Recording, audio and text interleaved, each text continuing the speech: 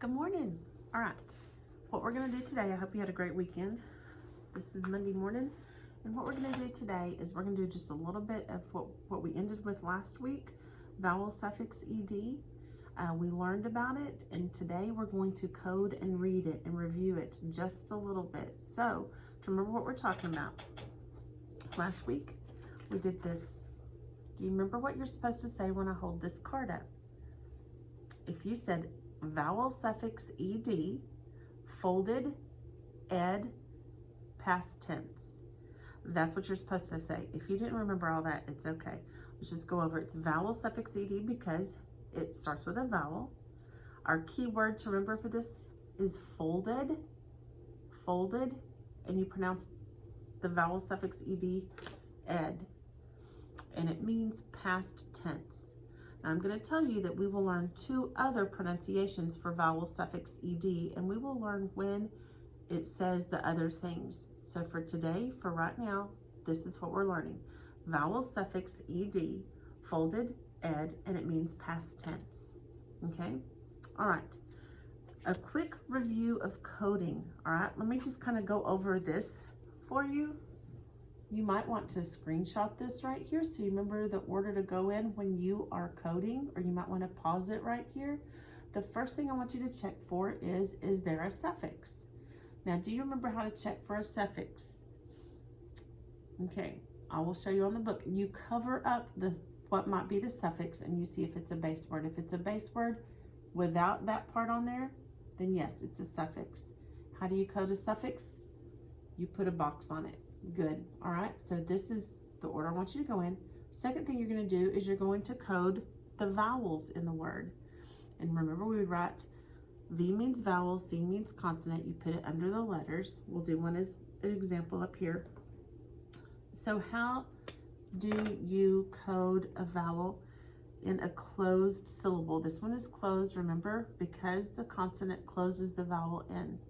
If you said cut it with a breve, you're correct. We put a breve over it, and it says it's short sound. Now, in an open syllable, that means there's not a consonant after the vowel in that syllable. You would code it. That arrow means it's an open, and it's not a very good arrow, but you know what I mean. Code it with a macron. Very good. Okay. So this is the first two things you do when you're coding. The third thing you do is you look. Do you have any double consonants that are the same? If you do, then one of them is probably silent. What do you do to silent letters? Mark them out. That's right. So we're going to mark out silent letters. But look, I have two of the same thing again. If there's not a silent one, you might have a digraph. What do you do to digraphs? Underline them. The digraphs you've learned so far, you've learned digraph EE says E, and that's going to be in today's lesson. You're going to have some digraph EEs. You've also learned digraph NG, digraph OO, digraph TH. So you have learned some digraphs just to remind you, okay? All right, in today's activity, you're gonna do words similar to these two words. So let's look and see. Is this SLANTED? Look and see if it is a suffix. Cover up ED. Is that a base word? Yes, it is.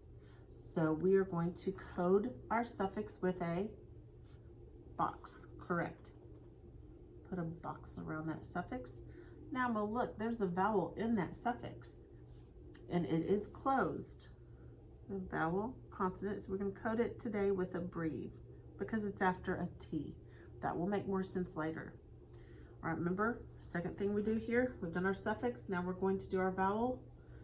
Did one vowel. What about this vowel? We have a vowel and a consonant. So we have a closed syllable, correct. Code it with a breve. Do we have any silent letters in that first word? Do we have any digraphs? All right, let's unblend it. And remember, use a tracker if you need to. If you don't need to, that's okay too, but sometimes we need to remember how to do this.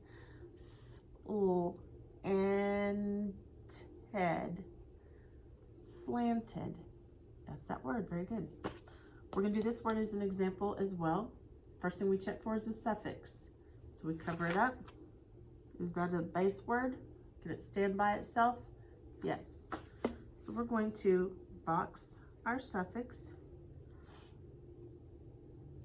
We have vowel, consonant. Whoops, look at that, I did it backwards. We're gonna cut it with a correct breathe, all right? Now the next thing we're gonna look for, vowels in the word. So here's our vowel. We have vowel, consonant. Did I do it right that time? So it is closed, correct. Cut it with a, nice job, breathe. Third thing we check for, silent letters. Looky there, we do have a silent letter. We have DD. So we cross that letter out. Why did we have to double that D? Correct. If you said because we added a vowel suffix, then you're correct. That's why we had to double that letter. Okay, and no digraphs. So let's unblend this. Kidding. Kidding. No, I'm sorry. Kid. I'm not even reading it right. Kidded. Kidded. He kidded with her about the joke. That's what kidded means. All right? All right, so that's how you're going to do this. Today's assignment. Take your binder, open it to your read and code portion. Okay? And you're going to go look up at the top where it says reading practice number. You're going to go to reading practice number 15. At the top of the page, it should say ED equals ed. All right, I would like for you to do an entire row of coding and submit to me your coding and read the column. Read it to someone in your home, record yourself doing that, please, and submit it if you can do that. All right, if you have any questions, send me a message or an email. Today, before you do the coding part, go to your EduFlip and practice your keyword and sounds. Practice your cursive wizard, writing your name. And let's see, if you haven't completed your Spelling City stuff from last week, go ahead and do that. I hope you're having a great day. Bye.